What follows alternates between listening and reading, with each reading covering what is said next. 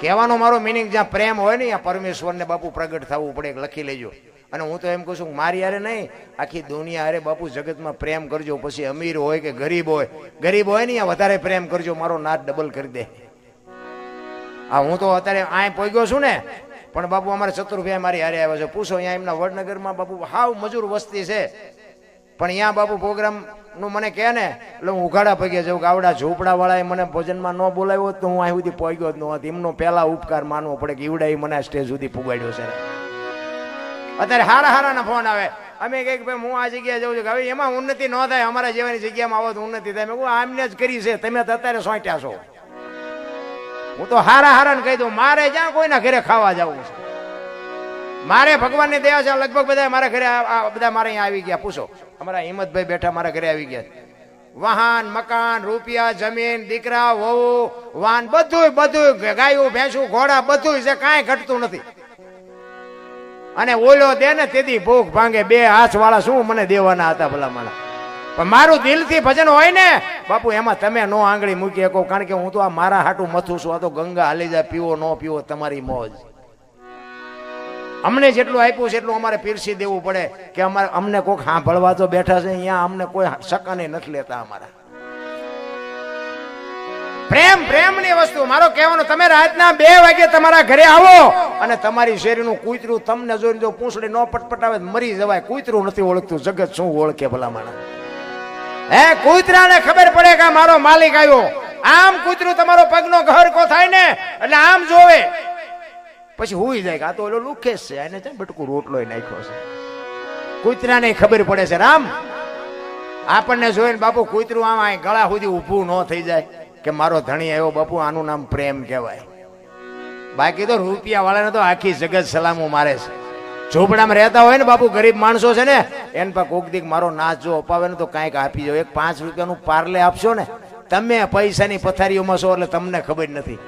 બાકી ઝોપડામાં બાપુ ઉઘાડા લુગડા વગરના છોકરા રમતા હોય ને, એને પાર્લેની ખબર નથી પાર્લે શું કહેવાય.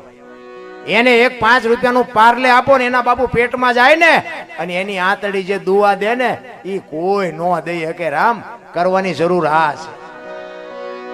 બાકી આ પૈસા વાળા એને સલામ મારવી પડે. આપણા ગામનો આપણને ખબર હોય ત્યાં ચમ ભેગા કર્યા, પણ નડે એવું હોય ન હોય ને સલામ. અરે અમારા આ ભાઈની વાત થાય, મનમાં ઘણું થતું બેટા અમારા ત્યાં ચમ ભેગા કર્યા છે.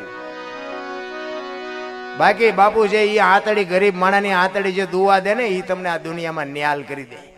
મેં હમણાં કીધું ને એ મેં ધોકા જ પસાડ્યા, કઈ સારું કામ નથી કર્યું. પણ ગરીબ માણા હું ખટારો હાંકતો ને, કોઈ ગરીબ માણા મારી પાસે આવે ને અને એમ કે મેં ખાધું નથી એટલે કાયદેસર બાપુ લોજમાં લઈ જાય અને લોજ વાળાને કહું આને બિંદાસ ઘી, ગોળ, પાપડ, રોટલા જે જોઈ ને અને પ્રેમથી ખવડાવજે, બિલ હું દઈ દઈ. મારો 300 રૂપિયા પગાર હતો. તમને જે લાગતું હોય, હજી મારા શેઠિયા જીવે છે, તમે આવો હું તમને પુરવાર કરી દઉં.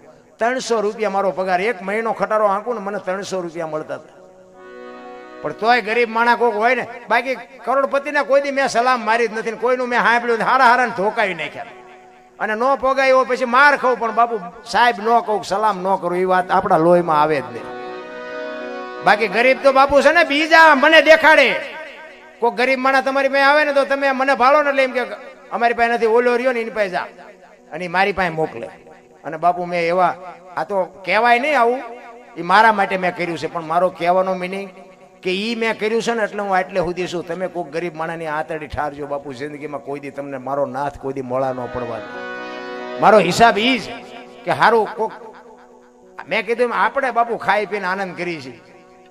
બાકી તો તમે જુઓ ઝૂંપડામાં રહે છે ને પંખો નથી, લાઈટ નથી, ફ્રીજ નથી, ખાટલો નથી, ગાડલું નથી, બારી બારણા નથી, તોય બાપુ હિલોળા કરે છે.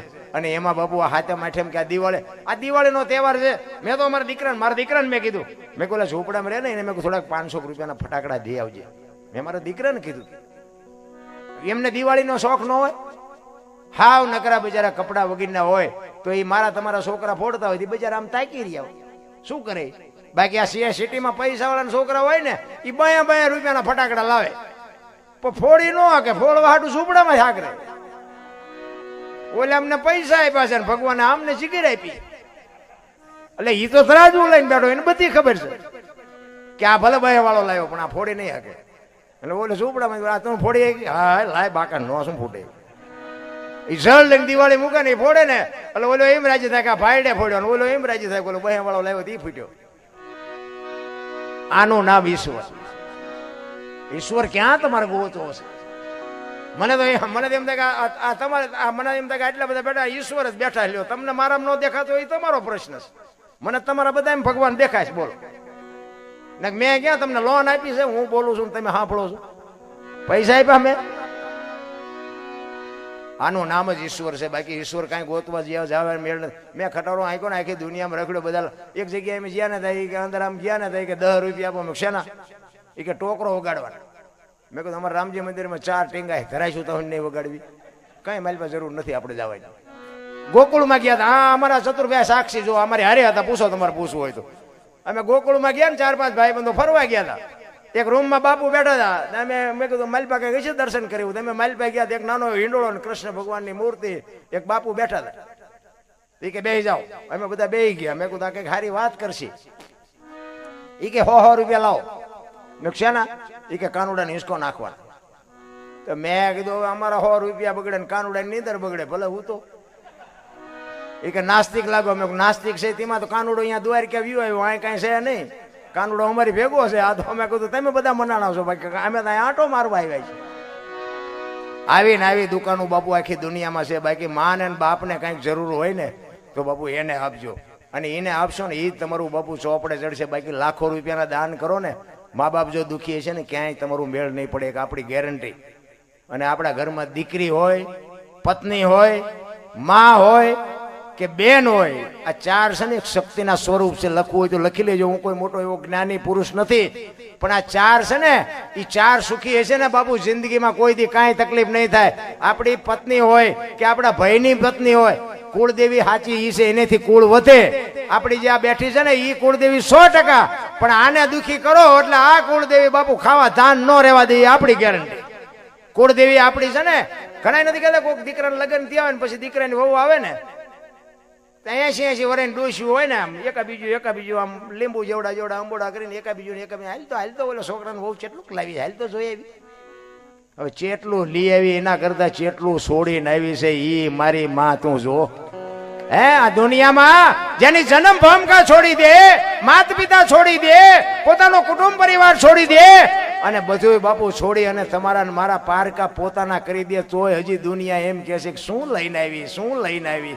અરે શું દીકરીઓ પાસેથી કાઢવું છે તમારે?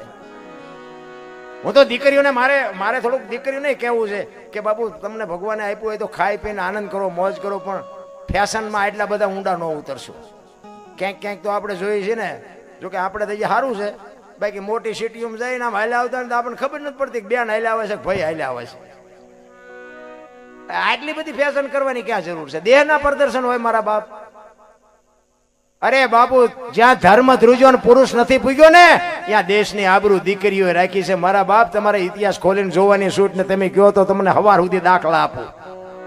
પુરુષ નથી પૂગી ગયો અહીંયા દીકરીઓએ આબરૂ રાખી છે. તમે કયો એટલા દાખલા આપો. રામચંદ્ર પરમાત્મા વનમાં ગયા ને સીતાજીને વનવાસ નહોતો શું કામ જવું પડે? અને જેટલા સફળ પુરુષો છે ને એમાં બધામાં બાપુ માં એક ભગવતીનો હાથ છે. તમે જો હરિશ્ચંદ્ર રાજા સતયુગમાં એક દેણું ભરવા માટે બાપુ પોતાના બૈરાની હરરાજી કરી નાખી. એને કીધું હોત, અયોધ્યાની મહારાણી હતી, એને કીધું હોત કે મારા બાપાએ શું વેચવા આપી છે તો આવડો મોટો ઇતિહાસ નો હોત આપણી પાસે. જલા બાપાએ બાપુ એક સાધુને બૈરું આપી દીધું કે બાપુ બૈરું જોવે છે ને કે હાલ ઉપાય છે આ તમારી મારી તાકાત. જોકે અત્યારે આપણે કઈ એવો ખતરો કરવાનો નથી, કરતાય નહીં. આપણી કઈ એવી ભલામણ છે નહીં. માની એક વખત મેળ પીડ્યો એની પછી ડખે ચડશે. એટલે મહાપુરુષે કીધું કળિયુગમાં કેવલ નામ આધાર. જે સદગુરુ મારા નામ આપે ને એ નામના આધારે હાલ્યા જાઓ. કેવલ નામ આધાર. નામ સમો વડે કોઈ નહીં. જપ તપ તીર્થ ને યોગ. નામે પાતક છૂટીએ નામે નાશે રોગ. કઈ કરવાનું નથી. સગાળ સાહેબ બાપુ દીકરો કાપ્યો તેથી સાધુએ કીધું કે હવે તમે વાંચ્યા થઈ ગયા. ટૂંકમાં કહું કે મારે ખાવું નથી. અને તેથી બાપુ સગાળ સાહેબ ભાંગીને ભૂકો થઈ ગયા ને તેથી એક વાણિયાની દીકરી રણચંડી બને અને સગાળ સાને કહે છે કે તમે બેહી જાઓ હવે લગામ લાવો મારી પાસે. બાપુ એક વાણિયાની દીકરી કેવી રણચંડી થઈ છે. અને એ અખિલ બ્રહ્માંડ નો માલિક આમ હાલતો થયો અને એને બાપુ જોગમાં આડી ફરી હો કે બાપુ બેહી જાઓ જમ્યા વગર નથી જવાનું. ખડકી આડી કરી કેવું ચિત્ર છે.